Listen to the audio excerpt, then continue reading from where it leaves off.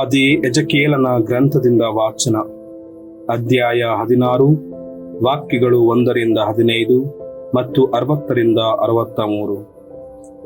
ಸರ್ವೇಶ್ವರ ನನಗೆ ದಯಪಾಲಿಸಿದ ವಾಣಿ. ನರಪುತ್ರನೇ, ನೀನು ಜೆರುಸಲೇಮಿಗೆ ಅದರ ಅಸಹ್ಯ ಕಾರ್ಯಗಳನ್ನು ತಿಳಿಯಪಡಿಸಿ ಹೀಗೆ ನುಡಿ. ಸರ್ವೇಶ್ವರ ದೇವರು ಜೆರುಸಲೇಮ್ ಎಂಬಾಕೆಗೆ ಈ ಮಾತನ್ನು ಹೇಳಿ ಕಳುಹಿಸಿದ್ದಾರೆ. ನೀನು ಹುಟ್ಟಿದು ಕಾನಾನ್ ದೇಶದಲ್ಲಿ, ಅದೇ ಜನ್ಮಭೂಮಿ. ನಿನ್ನ ತಂದೆ ಅಮೋರಿಯನು, ನಿನ್ನ ತಾಯಿ ಹಿತ್ತಿಯಳು. ನಿನ್ನ ಜನನವನ್ನು ಕುರಿತು ಏನು ಹೇಳಲಿ?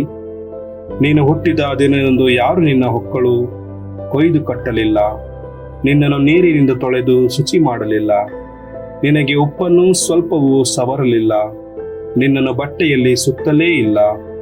ನಿನ್ನನ್ನು ಕಟಾಕ್ಷಿಸಿ ಕರುಣಿಸಿ ಯಾರು ನನಗೆ ಇಂಥ ಸಹಾಯ ಮಾಡಲಿಲ್ಲ. ನಿನ್ನ ಜನನ ದಿವಸದಲ್ಲಿ ನೀನು ಹೇಸಿಗೆಯಾಗಿದ್ದೆ, ನಿನ್ನನ್ನು ಬಯಲಿನಲ್ಲಿ ಬಿಸಾಡಿಬಿಟ್ಟರು. ನಾನು ಹಾದು ಹೋಗುತ್ತಾ ನಿನ್ನ ರಕ್ತದಲ್ಲಿ ಹೊರಳಾಡುತ್ತಿದ್ದ ನಿನ್ನನ್ನು ನೋಡಿ, ನೀನು ರಕ್ತದಿಂದ ಅಶುದ್ಧವಾಗಿದ್ದರೂ ಬದುಕು ಎಂದು ಹೇಳಿದೆ. ಹೌದು, ನೀನು ರಕ್ತದಿಂದ ಅಶುದ್ಧವಾಗಿದ್ದರೂ ಬದುಕು ಎಂದು ಹೇಳಿ ಬದುಕಿಸಿದೆ. ಭೂಮಿಯಲ್ಲಿ ಮೊಳಕೆಯನ್ನು ಎಂಬಂತೆ ನಾನು ನಿನ್ನನ್ನು ಬೆಳೆಯಿಸಿದೆ. ನೀನು ಬಲಿತು ಪ್ರಾಯ ತುಂಬಿ ಅತಿ ಸುಂದರಿಯಾದೆ. ನಿನಗೆ ಸ್ತನಗಳು ಮೂಡಿದವು, ನಿನ್ನ ಕೂದಲು ಉದ್ದವಾಯಿತು.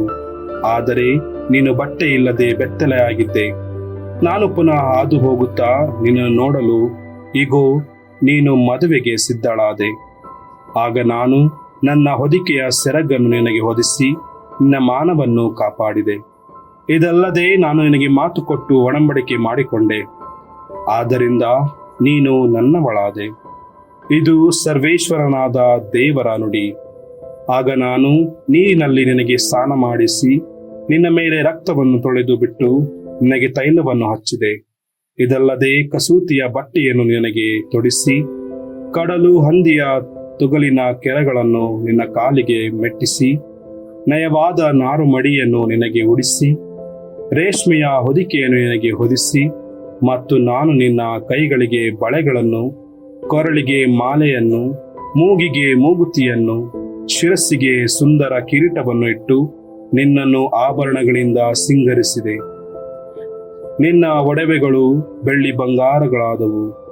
ನಿನ್ನ ಉಡುಪು ನಯವಾದ ನಾರುಮಡಿ, ರೇಷ್ಮೆಯ ಹೊದಿಕೆ, ಕಸೂತಿಯ ವಸ್ತ್ರ. ನಿನ್ನ ಆಹಾರವು ಗೋಧಿ ಹಿಟ್ಟು, ಜೇನುತುಪ್ಪ ಮತ್ತು ಎಣ್ಣೆ. ನಿನ್ನ ಲಾವಣ್ಯವು ಅತಿ ಮನೋಹರ. ನೀನು ಹೀಗೆ ವೃದ್ಧಿಗೊಂಡು ರಾಣಿಯಾದೆ. ನಾನು ನಿನಗೆ ಅನುಗ್ರಹಿಸಿದ ನನ್ನ ವೈಭವದಿಂದ ನಿನ್ನ ಸೌಂದರ್ಯ ಪರಿಪೂರ್ಣವಾಯಿತು. ನಿನ್ನ ಚೆಲುವು ಜನಾಂಗಗಳಲ್ಲಿ ಪ್ರಸಿದ್ಧವಾಯಿತು. ಇದು ಸರ್ವೇಶ್ವರನಾದ ದೇವರ ನುಡಿ. ಆದರೆ ನೀನು ನಿನ್ನ ಸೌಂದರ್ಯವನ್ನೇ ನೆಚ್ಚಿಕೊಂಡೆ. ನಾನು ಪ್ರಸಿದ್ಧಳಾದೆ ಎಂದು ಉಬ್ಬಿಕೊಂಡು ಸುಳ್ಳತನ ಮಾಡಿದೆ. ಹಾದು ಹೋಗುವ ಪ್ರತಿಯೊಬ್ಬನ ಸಂಗಡ ಮಿತಿಮೀರಿ ಆದರ ಮಾಡಿದೆ. ಒಬ್ಬೊಬ್ಬನಿಗೂ ಒಳಗಾದೆ. ಆದರೂ ನಾನು ನಿನ್ನ ಯೌವನ ಕಾಲದಲ್ಲಿ ನಿನ್ನೊಂದಿಗೆ ಮಾಡಿಕೊಂಡ ಒಡಂಬಡಿಕೆಯನ್ನು ನೆನಪಿಗೆ ತಂದುಕೊಂಡು ನಿನ್ನೊಂದಿಗೆ ಶಾಶ್ವತವಾದ ಒಡಂಬಡಿಕೆಯನ್ನು ಮಾಡಿಕೊಂಡು ದೃಢೀಕರಿಸುವೆನು. ನಾನು ನಿನ್ನ ದುಷ್ಕೃತ್ಯಗಳನ್ನೆಲ್ಲ ಕ್ಷಮಿಸಿಬಿಟ್ಟ ಮೇಲೆ ನೀನು ಅವುಗಳನ್ನು ನೆನಪಿಗೆ ತಂದು ನಾಚಿಕೆಪಟ್ಟು ನಿನಗಾದ ಅವಮಾನದ ನಿಮಿತ್ತ ಇನ್ನೂ ಬಾಯಿ ತೆರೆದಿರುವೆ. ಇದು ಸರ್ವೇಶ್ವರನಾದ ದೇವರ ನುಡಿ. ಪ್ರಭುವಿನ ವಾಕ್ಯ.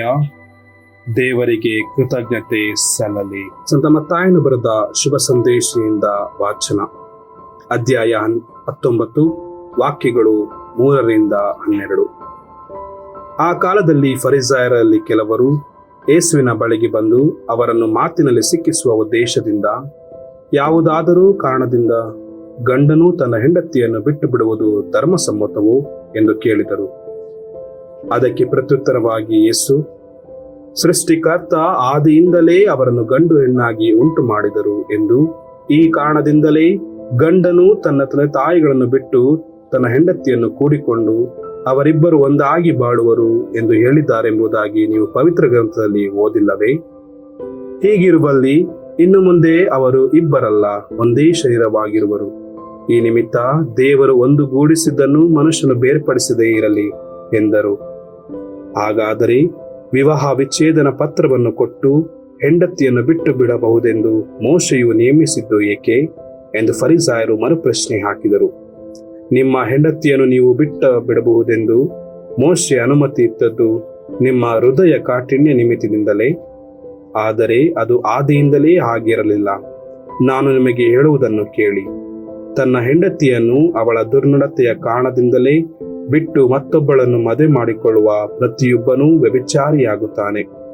ಶಿಷ್ಯರು ಆಗ, ಸತಿಪತಿಯರ ಸಂಬಂಧ ಈ ರೀತಿ ಇರುವುದಾದರೆ ಮದುವೆ ಮಾಡಿಕೊಳ್ಳದಿರುವುದೇ ಲೇಸು ಎಂದರು. ಅದಕ್ಕೆ ಯೇಸು, ಇದನ್ನು ಅಂಗೀಕರಿಸಲು ಎಲ್ಲರಿಂದಲೂ ಸಾಧ್ಯವಿಲ್ಲ. ಯಾರಿಗೆ ಅನುಗ್ರಹಿಸಲಾಗಿದೆಯೋ ಅವರಿಂದ ಮಾತ್ರ ಸಾಧ್ಯ. ತಾಯಿಯ ಉದರದಿಂದಲೇ ನಪುಂಸಕರಾಗಿ ಹುಟ್ಟಿದವರಿದ್ದಾರೆ, ಜನರಿಂದ ನಪುಂಸಕರಾದವರು ಕೂಡ ಇದ್ದಾರೆ. ಸ್ವರ್ಗ ಸಾಮ್ರಾಜ್ಯದ ನಿಮಿತ್ತ ಅವಿವಾಹಿತರಾಗಿ ಇರುವವರೂ ಇದ್ದಾರೆ. ಇದನ್ನು ಅಂಗೀಕರಿಸಬಲ್ಲವನು ಅಂಗೀಕರಿಸಲಿ ಎಂದರು. ಪ್ರಭುವಿನ ಶುಭ ಸಂದೇಶ. ಕ್ರಿಸ್ತರೇ ನಿಮಗೆ ಸ್ತುತಿ ಸಲ್ಲಲಿ.